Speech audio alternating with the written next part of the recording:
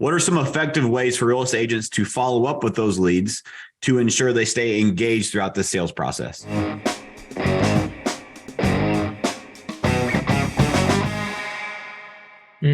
That's such a good question. I think the first thing that you can do is not even on a piece of technology, on a piece of paper, write out your sales process. Meaning, when a lead comes into your database, step one, what are you going to do? Step two, step three, step four, step five. Now, we're in an industry with so many wonderful coaches and influencers and people that are really out dominating from a practitioner standpoint that are giving away their playbooks. It's not hard to look around and find somebody that just wants to share their lead management system. Go download some of these free PDFs from these top performers and just copy their systems. It's proven to work. Put your own little flair on it from a voice standpoint. So if maybe you change the way a text is written or an email is written or something like that. But the first thing you've got to understand what is going to happen when a lead comes into the database. Here's my follow-up system. Now, once you have that lead management playbook, then build it inside of a CRM. One of my favorite platforms in the industry right now is Follow Up Boss. There's many other great platforms. Follow Up Boss is one of the top ones I recommend right now. And inside of Follow Up Boss, you can build action plans. You can build automations. Some of those same influencers and coaches have links you can click that automate building out the automations and action plans right inside of your own FUB account. So some of you can literally just copy somebody else's system, but map out your sales process, build it out into a CRM, put yourself through it, or your grandmother or your friend, somebody where you can actually test it and make sure it functions.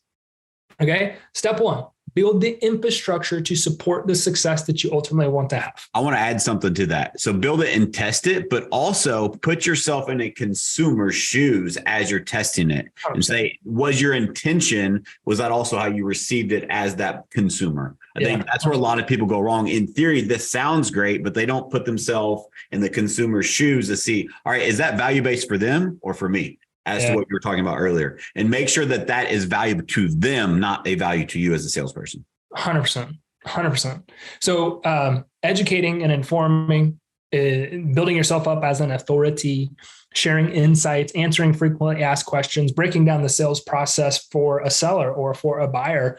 There's so many different ways to educate the consumer in this industry. So I agree with you wholeheartedly. Make sure that your sales process is designed to do that. And I think that's so crucial. So having your sales process is step one.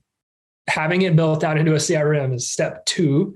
And then the other thing that I like to do is what I've found over the last several years is the industry has changed in how we have to follow up. Meaning it's gotten a bit aggressive. The consumer has gotten smarter. The consumer has gotten more distant from people that are selling things. The consumer doesn't want to talk as much. About 4 or 5, maybe 5 or 6 years ago, we started noticing more people weren't answering the phone. They weren't opening the emails or responding to text messages. And this was a huge issue because if we didn't figure it out, not only were our customers not going to start making money, we were going to stop making money because people don't pay us not to get results. And so I realized that I've been doing this thing called remarketing, which is where you just simply market to somebody over and over again. But I've been doing it with video content and it's been wildly successful. I wonder if it would work in the agents' businesses. So we had a couple clients and we tested it. We said, we want you to create a video. Just introduce yourself. And then in another video, educate about, whatever interest rates or the buying process, selling process. And then we want to take those videos and we want to set those up as ads. So whenever leads come into the business, you can instantly start to remarket them with content. I didn't know how effective it was going to be, but what happened is in the clients of ours at the time that were using remarketing compared to the clients that weren't, it was night and day. Like night and day. The clients that were not using video remarketing were still, nobody was answering the phone, nobody was opening the emails, nobody was responding to the text. So fast forward several years, we've developed this part of what it is that we do with what I call relationship remarketing. It's taking your brand, the number one asset in the business.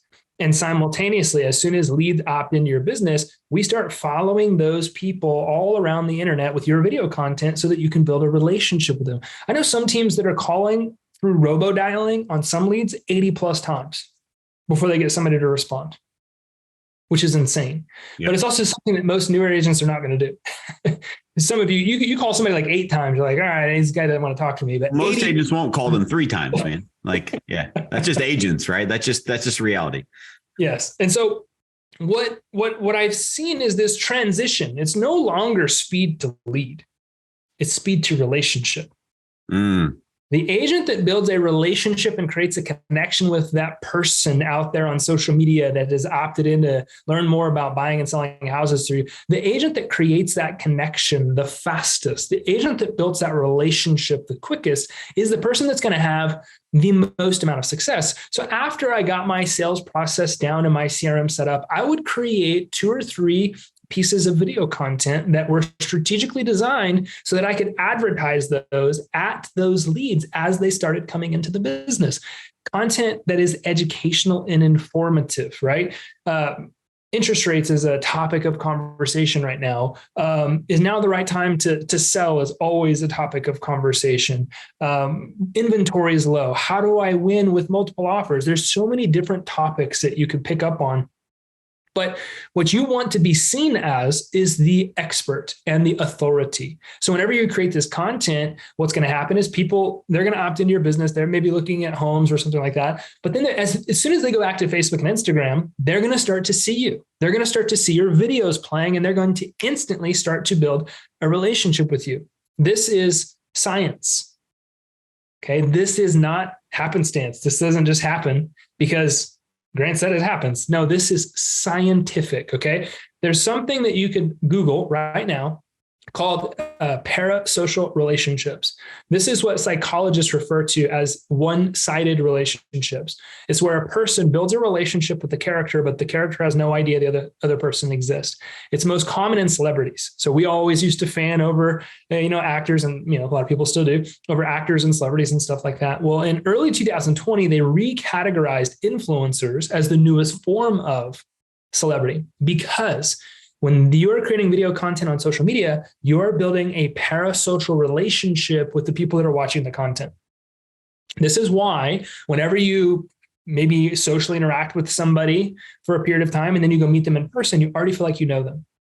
This is why influencers are making so much money right now, because they are the newest form of celebrity. It's science. It's a parasocial relationship that you develop with the customer. So imagine you have people out there in your market that know, like, and trust you, that are raving fans of yours. They don't even know you, or you don't even know them. They feel like they know you because of the content.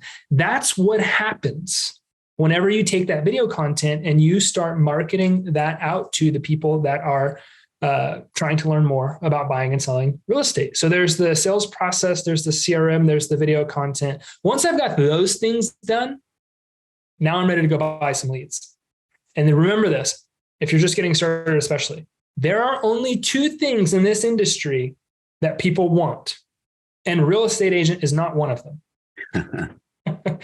Okay. They want to know what their home value is, and they want to know what properties are available in the market. It is no more complex than that. This is the framework that Zillow used to build a $10 billion company. Give people access to properties to look at. 75% of people that are searching on Zillow just like looking at homes. They're not real buyers and sellers. And so understand that as you go out there, put out what I call a homes list ad. So it's a list of properties under the median price point in your market. Look up the stats in the MLS. You throw up a couple collage images, or you can create it in Canva, two or three pictures of the outside of a home, 2 or 3 pictures of the inside of a home, put it in an image. You write the copy, click here to get a free list of homes priced under X. And then that's a lead form ad that you set up on Facebook. You do that, you're going to start having leads come into the business, but your automations will be in place so you can start following up.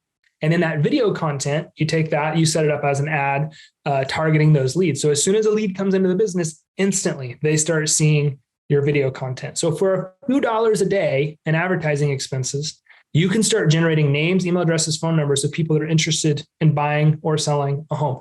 There's some other conversion stats that I think you should pay attention to, but I just dropped a ton on you. So I'm going to stop for a second. And I'm sure, Matt, if you have any questions or things you want me to dive on. Yeah. So that's fantastic. And so I think that it's so crucial that the name of the game isn't cost per lead. It's cost per closing. It's not effort per lead. It's effort per closing. And so I think what Grant just laid out is that what I love about Grant too is that what does he sell? He sells leads, right? Like that's his company. And he's telling you don't buy leads until you do A, B, and C, because he wants you to get results. And I love that it's not. Here's why that's super valuable for somebody that maybe is trying to digest all of that information, is that if you don't have a system to plug these leads into that has some automations to provide this value when you're not present, to create those hand raisers, to create those people dropping through the funnel by the actions they take from the content or the automations that you were sending them, now you turn your business from a cold calling business into a warm calling business. And you are calling people at the right time. In the meantime, you're still building that relationship that you're talking about. And so you said it's not about speed to lead. I agree. I love the speed to relationship, but I also think in a prospecting session, it's about speed to opportunity. And what you're saying with creating the system is you need to create a system that takes that one lead and provides value over and over and over. And you get notified as the agent in your system when they become a hand raiser again. And you have to pretend like that's a new lead at that time. Then you can have that conversation while they're in the buying or selling mode, versus you do it an hour later, which you and I both know the speed to lead stats, right? The speed to lead is crucial. Speed to opportunity is absolutely crucial. But if you can build a relationship at the same time and you realize each opportunity, you treat that like that's a new lead, you cannot lose the conversion game. You're going to win, right? Like that's the secret.